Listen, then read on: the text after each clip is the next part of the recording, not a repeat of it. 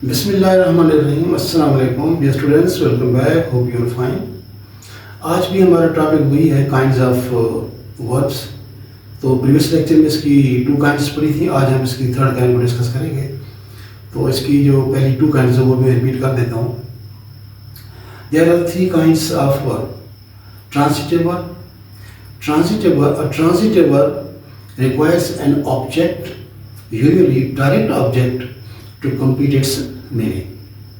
And the second one is intransitive verb. An intransitive verb expresses a state or an action which affects the subject only and does not require an object. तो आज इसकी third kind पढ़ते हैं, auxiliary verbs और helping verb. इसका common name helping verb है। And auxiliary verb helps to form tenses, moods and voice of other verbs, यानी passive voice. तो जो ऑक्सिलरी वर्ब है ये बेसिकली तीन इसके फंक्शन होते हैं। यानी टेंसेस बनाने के में हेल्प करता है, मूड्स के बारे में पढ़ने में हेल्प करता है, एक्सप्रेस करने में, और पैसिव वॉइस को अपना बनाने में हेल्प करता है। तो जो हेल्पिंग वर्ब है वो सारे मैंने लिख दिए हैं। Following are the helping verbs: is, am, are, was, were, has, have, had, do, does, did, shall, will, should, would, can, could, may, might, must, are to, etcetera. तो आज हम पढ़ते हैं कि इसका जो फंक्शन है वो तीनों चीज़ों को प्रूव करते हैं कि वो किस तरीके से है। बड़ी आसान सी बात है, बस थोड़ी गौर फरमाएं आप। तो सबसे पहले है to form tenses. He is reading a book. अब इसमें हेल्पिंग वर्ब इज है और main verb read to form present continuous tense. Second example है यू कैन रन। अब इसमें हेल्पिंग वर्ब क्या है?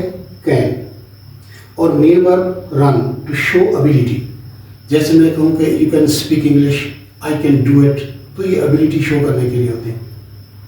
उसके बाद है he has finished his work. अब इसमें हेल्पिंग वर्ब क्या है? Has, main verb finished to form present perfect tense. तो एक और भी एग्जांपल देता हूँ आपके सामने, एक मैं फिक्र रखता हूँ। She is a doctor. अब मैसेज आपको क्या कन्वे हो रहा है? शी इज अ डॉक्टर, यानी वो डॉक्टर है। अब आप देखिए कि हेल्पिंग वर्ब यूज करने से किस तरह टेंस चेंज हो जाते हैं। हम सिर्फ एक हेल्पिंग वर्ब को चेंज करते हैं, इसकी बजाय हम लगाते हैं वाज, तो फिक्र क्या बन जाएगा? She was a doctor. अब मैसेज क्या पहुंचा कि अब डॉक्टर नहीं है, पास्ट में कहीं जमाने माजी में डॉक्टर थी। अब वाज को भी हटा देते हैं, हम लगाते हैं will, she will be a doctor. अब मैसेज क्या कन्वे हो रहा है कि फ्यूचर में वो डॉक्टर बनेगी। जैसे अभी आप कह सकते हैं आई एम अ स्टूडेंट, आपके कुछ फ्यूचर प्लान्स भी होंगे, यानी you want to be an army officer, doctor, engineer, whatever you want. तो आप कह सकते हैं I will be an army officer, doctor, engineer, teacher, etcetera. तो जब आप प्रैक्टिकल लाइन में पहुंच जाएंगे उस वक्त फिर आप कहेंगे once I was a student. बात पहुंच रही है अब तक? तो देखिए कि किस तरह हेल्पिंग वर्ब लगाने से हमारा टेंस चेंज हो गया। तो यही इसका पॉइंट था कि ये जो ऑक्सिलरी वर्ब और हेल्पिंग वर्ब्स हैं तो टेंस बनाने में हमारी किस तरीके से हेल्प कर सकते हैं। उसके बाद है forming moods. There are three moods. Indicative mood, ये सिंपल स्टेटमेंट्स को, फैक्चुअल स्टेटमेंट को एक्सप्रेस करता है।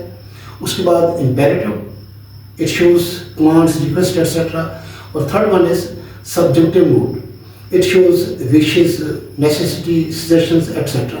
तो देखते हैं कि ये किस तरह हमारी हेल्प करते हैं। Auxiliary verbs can also help to express different moods such as indicative statements और फैक्चुअल स्टेटमेंट एक्सप्रेस करता है। उसके बाद है imperative moods and subjective moods. Example हमारे पास है द सन इज शाइनिंग। अब इस सेंटेंस में हेल्पिंग वर्ब इज है और मेन वर्ब शाइनिंग, यानी ये फैक्चुअल स्टेटमेंट को एक्सप्रेस कर रहा है। उसके बाद है close the door. No auxiliary verb is used here, but the base form, यानी base form of verb close shows command. अब यहाँ पे मैं रोक कर और भी बताना चाहूँगा, जैसे ओपन योर बुक्स, अब इसमें भी कमांड है। हेल्प मी प्लीज, यानी ऑक्सिलरी वर्ब यहाँ पे नहीं है, लेकिन जो बेस फॉर्म ऑफ वर्ब है वो रिक्वेस्ट को या कमांड को एक्सप्रेस करती है। तो it's crucial that he be on time, यानी we wish him to be on time, हम चाहते हैं कि वो वक्त पर है, सजेशन है, नेसेसिटी है, विशेस भी है। अब इसमें जनाब क्या है, here is auxiliary and at the same time linking verb, and B basic form to be से निकली है, तो is the subjunctive mood, shows wishes and suggestions etc. अब थर्ड वन है टू फॉर्म वॉइस। वॉइस का मतलब है passive voice, यानी ऑक्सिलरी वर्ब जो है पैसिव वॉइस बनाने में हमारी किस तरह हेल्प करते हैं। Auxiliary verbs help to form passive voice. एक सेंटेंस हमारे पास है, द लेटर वॉज रिटन। अब इसमें आप देखें वॉज क्या है, ऑक्सिलरी वर्ब, और मेन वर्ब क्या है, written. The murder has been arrested. Here has is the auxiliary verb for present perfect tense, and been is the auxiliary verb for the passive voice, and arrested is the main verb. So dear students, आपने देखा कि किस तरह ये जो auxiliary verbs हैं हमारी मतलब तीन चीज़ों में ये अपना जो खास तौर पर है टू फॉर्म टेंसेस, यानी टेंसेस बनाने में, मूड्स को एक्सप्रेस करने में, और पैसिव वॉइस बनाने में किस तरीके से हमारी हेल्प करते हैं। तो इसी से रिलेटेड जो थोड़ी सी इंफॉर्मेशन है, auxiliary models are just models, वो इंशाल्लाह हम नेक्स्ट अपना उसमें लेक्चर में पढ़ेंगे। So keep learning and watching. Thank you very much. See you in the next segment. Take care. अल्लाह हाफिज़।